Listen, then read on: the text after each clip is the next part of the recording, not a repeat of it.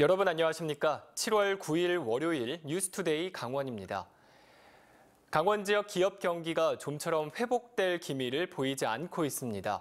제조업과 비제조업 모두 내수 부진과 인건비 상승으로 경영에 어려움을 겪고 있습니다. 손원교 기자의 보도입니다. 기업 경기 실사지수는 기준치 100을 초과하면 긍정응답 업체가, 100 미만이면 부정응답 업체가 많다는 것을 의미합니다. 그런데 강원 지역 기업 경기 실사지수는 오랫동안 60에서 70대에서 벗어나지 못하고 있습니다. 특히 올 들어 제조업 업황 실사지수는 최근 5년 평균 지수 75를 6개월 연속 밑돌고 있습니다. 제조업체의 34.7%는 내수 부진을 가장 큰 경영 애로 사항으로 꼽고 있습니다. 다음으로는 인력난과 인건비 상승 18.1%, 자금 부족 11.1%, 경쟁 심화 9.7% 등의 순으로 조사됐습니다. 비제조업도 부진하기는 마찬가지입니다. 업황 실사 지수가 지난해 잠시 80을 넘기도 했지만 60에서 70대에 머물고 있습니다. 그나마 지난 4월 최근 5년 평균 지수인 66을 기록한 뒤 5월과 6월 2달 연속 73을 유지했습니다. 비제조 업체의 34.2%는 가장 큰 경영 애로 사항으로 인력난과 인건비 상승을 꼽고 있습니다. 이어 20.8%는 내수 부진을, 16.1%는 경쟁 심화를, 12.8%는 자금 부족이라고 응답했습니다. 서비스업 등 비제조업의 경우 제조업에 비해 최저임금 적용을 받는 인력이 많아 최저임금 인상에 따른 인건비 상승이 비제조업 경영에 부정적 영향을 크게 미쳤던 것으로 보입니다. 더욱 큰 문제는 제조업이나 비제조업 모두 업황 전망에 대해 부정적으로 보는 업체가 더 많아 강원 지역 기업 경기가 언제쯤 맑게 갤지 장담할 수 없다는 것입니다. MBC 뉴스 손원교입니다. 동해항에 석회석 저장 물류시설이 들어서며 2012년에 마을발전기금 명목으로 35억 원이 지원됐습니다. 하지만 마을발전기금의 배분을 둘러싼 갈등은 몇 년째 이어지고 있는데요. 배연환 기자가 보도합니다.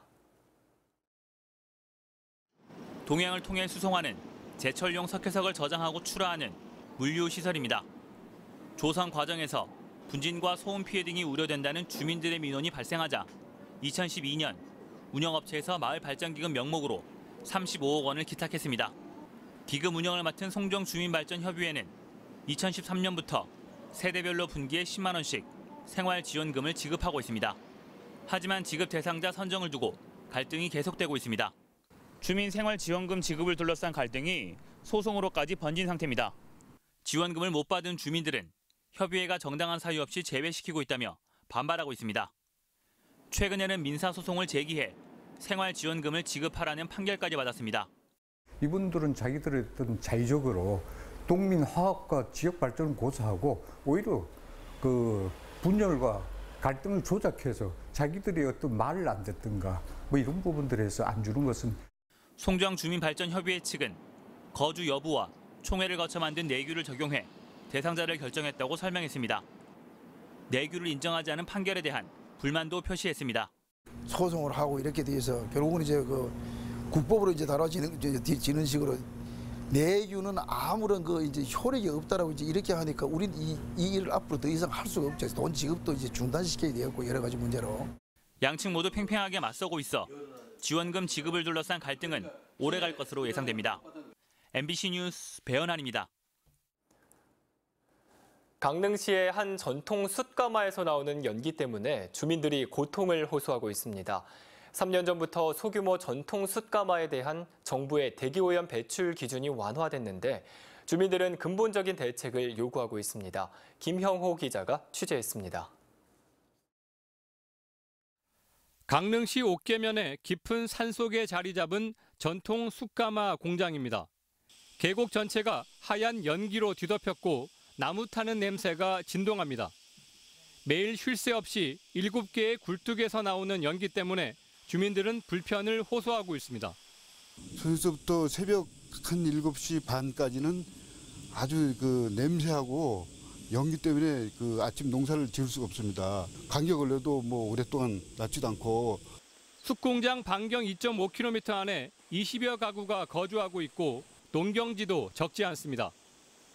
숯가마 공장에서 직선으로 2km가량 떨어져 있는 이 마을도 아침 저녁으로 숯가마 연기에 영향을 받고 있습니다. 2014년부터 운영 중인 숯공장은 한 달에 200~300톤의 나무를 태워 숯을 생산하고 있습니다.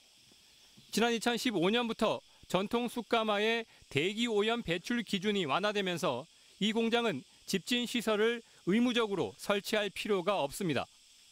숯가마 업주는 민원 해결을 위해 자체적으로 연기 저감 대책을 마련할 계획이라고 밝혔습니다. 국가사업이란 집진 설비가 선정이 됐으니까 마을과 원활한 소통을 통해서 좀 편하게 운영을 하고 싶습니다. 그동안 너무 힘들었습니다. 마을에서 줄이라면 줄이고. 주민들은 그동안 숯가마 공장 측에서 그을음과 악취 저감 약속을 지키지 않았다며 공장 폐쇄 등의 강력한 조치를 요구하고 있습니다. MBC 뉴스 김영호입니다. 강원도는 과수 화상병이 평창에 이어 원주에서도 발생함에 따라 추가 확산 방지를 위해 예비비 1억 5천만 원을 긴급 투입하기로 했습니다. 이에 따라 발생 지역뿐만 아니라 영월과 정선, 횡성 등 5개 시군, 사과와 배나무 전체 과원 558헥타르를 대상으로 약재 방제를 실시합니다. 강원도는 현재 2개 시군 8개 농가 5.3헥타르에 대해 긴급 방제 명령을 내린 상태로 평창 1.9헥타르는 매몰 완료했으며 평창과 원주 3.4헥타르에 대해서도 신속히 매몰 조치하고 있다고 밝혔습니다. 대관령과 울진 소광리의 금강송숲을 유네스코 자연유산으로 등재하는 사업이 추진됩니다. 산림청은 내일 울진 금강소나무 관리센터에서 문화재청, 수목연구원 등과 함께 간담회를 열고 대관령과 울진 소광리 금강송숲을 연계해 유네스코 자연유산으로 등재시키기 위한 준비 작업에 돌입합니다. 금강송숲의 생태적인 가치뿐만 아니라 역사적, 문화적 가치를 발굴 연계해 자연유산으로 등재시킨다는 구상입니다. 제10대 강원도 의회가 도의원 출석률 등 의정활동 일부를 도민들에게 공개하기로 했습니다. 한금석 의장과 2명의 부의장은 도의원 출석률 공개에 대해 동의한다고 밝혔습니다. 하지만 상임위원회 출석률까지 공개할지, 분기별로 공개할지, 그리고 의원별 조례 발의 내용까지 공개할지 등 구체적인 방안은 아직 확정되지 않았습니다. 현재 강원도의회 홈페이지를 통해서는 의원별 조례 발의 내용은 물론 의원 출석률도 확인하기 어려운 상태입니다. 강원도 소방본부가 오늘 신임 소방공무원 80명을 일선 소방서로 배치합니다. 이번에 임용되는 소방공무원 80명은 23주 동안 강원도 소방학교에서 교육을 받았고 모두 일선 소방서 화재 진압대원으로 일하게 됩니다. 이에 따라 강원도에 근무하는 소방관은 모두 2,936명으로 늘어났습니다. 강원도의 생활 폐기물 매립률은 전국 평균에 비해 높은 반면 재활용률은 낮아서 매립률을 최소화하고 재활용률을 높이는 방안 마련이 요구되고 있습니다. 강원연구원에 따르면 강원도의 생활 폐기물 매립률은 25.9%로 전국 평균 14.7%보다 높습니다. 반면 강원도 재활용률은 53.5%로 전국 평균 60%를 밑돌아 17개 시도 가운데 12번째로 낮습니다. 특히 양양 17%, 인제 19%, 고성 20.2% 등 도내 시군의 절반인 9개 시군의 재활용률은 40%에도 못 미치고 있습니다. 오늘 강원도 지역은 북상하는 장마전선의 영향으로 흐리고 낮부터는 비가 오겠습니다. 예상 강수량은 영동 지역이 10에서 50mm, 영서 지역은 30에서 80mm, 많은 곳은 120mm 이상 되겠습니다. 한편 내일 새벽을 기해 철원군 지역에는 호우 예비특보가 내려졌습니다.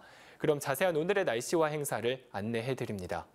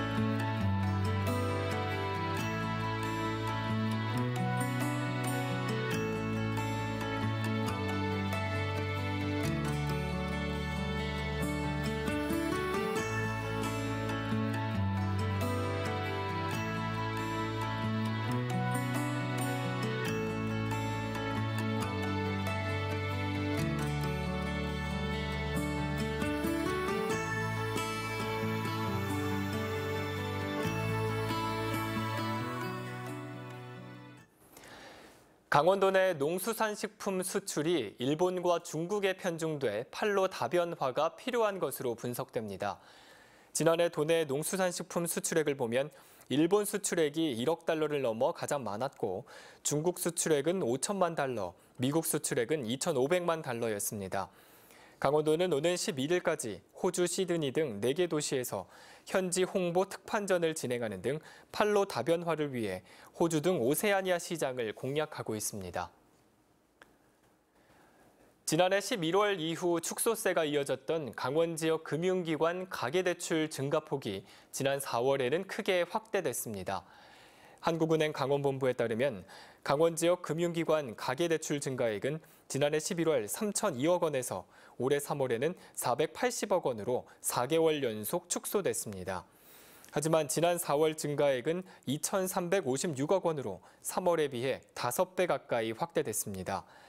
이처럼 가계대출 증가액이 확대된 것은 기존에 승인된 중도금 대출 실행 등으로 주택담보대출 증가폭이 확대되고 농가의 생활과 영농자금 수요에 따른 상호금융대출이 확대됐기 때문으로 분석됐습니다. 강원도와 춘천시 등이 스마트팜 혁신밸리 유치에 적극 나섰습니다.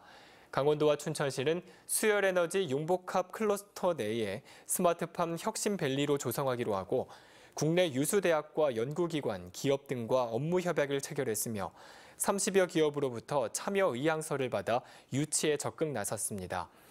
스마트팜은 정부의 혁신성장 8대 선도 사업으로 선정돼 정부 차원의 정책 역량이 집중 추진될 예정으로 최근 농식품부에서는 스마트팜 확산 정책의 일환으로 스마트팜 혁신밸리 조성 사업을 전략적 차원에서 추진 중에 있습니다. 강릉선 KTX 이용객 100명 가운데 87명은 강릉역을 이용한 것으로 나타났습니다. 한국철도공사에 따르면 5월 중 강릉선 KTX 이용객은 28만 9,695명으로 그중 87%인 25만 3,125명이 강릉역에서 타고 내렸고 진부역 이용객은 2만 963명, 평창역은 15,607명이었습니다. 한편 5월까지 강릉선 KTX 누적 이용객은 192만 4,022명으로 나타났습니다. 태백시 보건소가 메르스 등 호흡기 감염 질환의 확산 방지를 위한 음악 장비를 마련했습니다. 태백시가 마련한 음악 장비는 메르스 등 호흡기 감염 환자 또는 의심 환자의 이송 장치로 의료인을 보호하고 접촉으로 인한 감염을 예방하는 장치입니다. 이를 위해 주기적인 사용 훈련과 함께 호흡기 감염병 대응 체계도 구축하기로 했습니다. 양양군청 공무원 노동조합이 정식 설립됐습니다.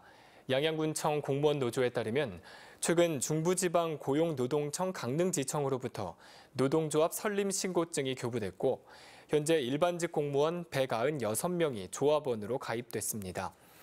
양양군청 공무원 노조는 지난 2012년 노조 설립 신고를 했지만 가입 금지 대상 공무원이 포함됐다는 이유로 반려됐었습니다. 2018 동계올림픽 개최지이자 여름에도 서늘한 기온이 나타나는 평창에서 전지훈련을 하기 위한 선수단들의 방문이 이어지고 있습니다. 평창군은 오늘부터 18일까지 열흘 동안 레슬링 국가대표팀과 실업팀 등 200여 명의 선수와 코치진이 평창 국민체육센터에서 하계 전지훈련에 나선다고 밝혔습니다. 평창군은 훈련 기간 수송 차량과 체육시설을 지원하고 숙박비와 식비, 물류치료비 등 인센티브들을 제공합니다. 이상으로 뉴스투데이 강원을 마칩니다. 시청해주신 여러분 고맙습니다.